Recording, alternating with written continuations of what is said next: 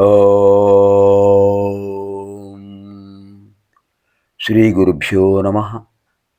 ఇదానీం వయం సర్వే సౌందర్యలహర్యాం త్రిపంచాశత్తమశ్లోకే ప్రవిశామः. తత్పురతः అర్ధనారీశ్వరస్తోత్రే నవమశ్లోకాధ్యయనం కరవామహే. ఇప్పుడు మనం 53వ లహరిలో ప్రవేశిస్తున్నాం. ముందుగా శంకర భగవత్పాదుల వారు మనకు అనుగ్రహించినటువంటి అర్ధనారీశ్వర స్తోత్రంలో చివరి శ్లోకం, నవమ శ్లోకం. ఇదే ఫలశ్రుతి అని చెప్పచ్చు. ఫలశ్రుతి అర్ధనారీశ్వరాష్టకాన్ని చదివిన వాళ్ళకు ఎటువంటి ఫలితం కలుగుతుంది అనేది ఈ శ్లోకంలో చెప్పారు. అదే ఫలశ్రుతి శ్లోకం అంటారు. ఫలశ్రుతి ప్రయోజనాన్ని కలిగించే విశేషమైన విషయం.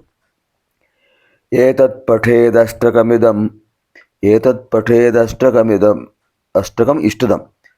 ఏతత్పఠేదష్టకమిష్టదం యో భక్త్యా సమాన్యో భువి దీర్ఘజీవి ప్రాప్నోతి సౌభాగ్యమనంతకాలం భూయాత్ సదాచాస్య సమస్త సిద్ధి. ఇది మనకు అర్ధనారీశ్వర స్తోత్రాన్ని చదవడం వచ్చే ఫలితం. ఏమిటిది?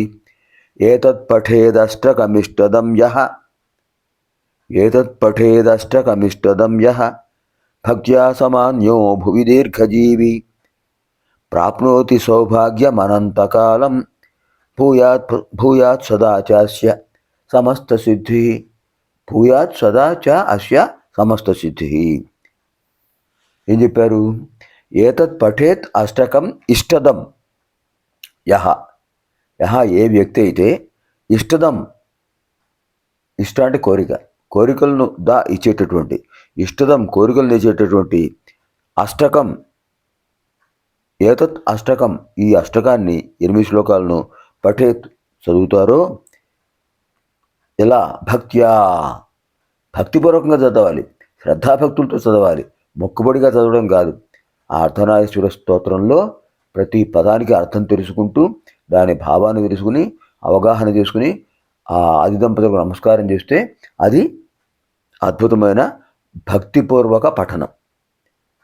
స మాన్య, అటువంటి వాడు మాన్య, గౌరవం పొందుతాడు సమాజంలో.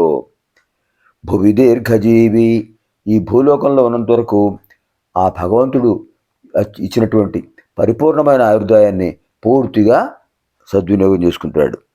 ప్రాప్నోతి సౌభాగ్యం అనంతకాలం, వాడు జీవించి ఉన్నంత వరకు కూడా సౌభాగ్యాన్ని పొందుతూనే ఉంటాడు. అద్భుతమైన సౌభాగ్యం. సౌభాగ్యం అంటే ఏమిటి? అన్ని సంపదలతో ఉండడం, ఆధ్యాత్మిక సంపద, అలాగే విశేషమైనటువంటి జ్ఞాన సంపద. ఈ సంపదలన్నీ ఉంటాయి, లౌకికమైన సంపదలు అన్నీ కూడా. భూయాత్ సదా చ అస్య సమస్త సిద్ధి. సదా చ అస్య భూయాత్ సమస్త సిద్ధి. ఇతనికి ఎప్పుడు అనుకున్న ప్రకారం సిద్ధి కలుగుతుంది. ఏది పొందాలి అనుకుంటాడో అది పొందుతాడు, ఫలితం పొందుతాడు. అలాంటి విశేషమైన ఫలశ్రుతి శ్లోకం. ఏతత్ పఠేదష్టకమిష్టదం యః భక్త్యా సమాన్యో భువి దీర్ఘజీవి ప్రాప్నోతి సౌభాగ్యమనంతకాలం భూయాత్ సదా చాస్య సమస్త సిద్ధి. దీంతో మనకు అర్ధనారీశ్వర స్తోత్ర శ్లోకాలు 8, ఫలశ్రుతి 9వ శ్లోకం కూడా పూర్తయ్యాయి. ఇప్పుడు మనం 53వ లహరిలో ప్రవేశిస్తున్నాం. ఇందులో అమ్మవారి యొక్క నేత్రత్రయాన్ని వర్ణిస్తున్నారండి శంకరుల వారు. ఎంత సౌభాగ్యం ఉండే మనది! అదే సంస్కృత భాషా వైభవం. మిగతా భాషల్లో ఇంత అద్భుతమైన సౌందర్యం కనిపించదు. తెలుగు అనువాదం చాలామంది సౌందర్యలహరికి, శివానందలహరికి అనువాదం చేశారు, పద్యాల్లోనూ గద్యాల్లోనూ. కానీ ఈ సొంపు, ఈ సొబగు, ఈ శోభ వాటిలో కనిపించదు. ఇది సహజం. శంకరుల వారు అద్భుతంగా అలవోకగా చెప్పినటువంటి ఆశు కవితా ధోరణి. ఆ ఆశు కవితలో పదబంధాలు ఎంత బాగుంటాయి! ఆ పదబంధ ప్రయోగాలు మిగతా భాషలకు అవకాశం ఉంటుందా? మిగతా భాషల్లో ఆ శోభ వస్తుందా? రాదు. అలాంటి శ్లోకాలు అమ్మవారి యొక్క నేత్రత్రయాన్ని వర్ణిస్తున్నారు. విభక్తత్రైవర్ణ్యం వ్యతికరిత లీలాంజనతయా విభాతిత్వన్నేత్రత్రుతయమిదమీశానదయితే పునఃస్రష్టుం దేవాన్ ద్రుహిణ హరిరుద్రానుపరతాన్ రజస్సత్వం బిభ్రత్తమైతి గుణానాం త్రయమివ. అమ్మవారి నేత్రత్రయం గుణత్రయంలా ఉందిట. విభక్తత్రైవర్ణ్యం వ్యతికరిత లీలాంజనతయా విభాతిత్వన్నేత్రత్రుతయమిదమీశానదయితే పునఃస్రష్టుం దేవాన్ ద్రుహిణ హరిరుద్రానుపరతాన్ రజస్సత్వం బిభ్రత్తమైతి గుణానాం త్రయమివ. ఇక్కడ సంభాషణ చూడండి ఎంత బాగుందో. ఈశానదయితే, ఈశానదయితే ఆ ఈశ్వరుడు యొక్క ప్రియురాలు, భార్య దైవకృత సఖా, భర్తకు భార్య పరమ మైత్రితో ఉండేటటువంటి స్నేహితురాలు, భార్యకు భర్త ప్రియతమమైన స్నేహితుడు. అలాంటి అన్యోన్య భావన ఉన్నప్పుడే వాళ్ళు ఆది దంపతుల అనుగ్రహం పొందుతారు. హే ఈశానదయితే, ఓ శివప్రియ, ఈశ్వరప్రియ, జగదంబ, ఇదం త్వన్నేత్రత్రయం, నీ నుదుట ఉన్నటువంటి 3 నేత్రాలు ఎలా ఉన్నాయంటే వ్యతికరిత లీలాంజనతయ, వ్యతికరిత లీలాంజనతయ, అర్ధవలయాకారంగా తీర్చిన కాటుక రంగుతో కనిపిస్తున్నాయి. 3 నేత్రాలకు కాటుక అలంకరించారు సేవికలు. అమ్మవారు సేవిస్తుంటారు సేవికలు. ఆ సేవికలు అమ్మవారి నేత్రత్రయానికి కాటుకను అలంకరించారు. విలాసంగా ధరించారు అమ్మవారు ఆ కాటుకను. అది ఎలా ఉందంటే విభక్తి త్రైవర్ణ్యం, విభక్తి త్రైవర్ణ్యం, ఒకదానినొకటి కలుసుకోకుండా వేరు చేయబడిన వర్ణాలలా ఉన్నాయి.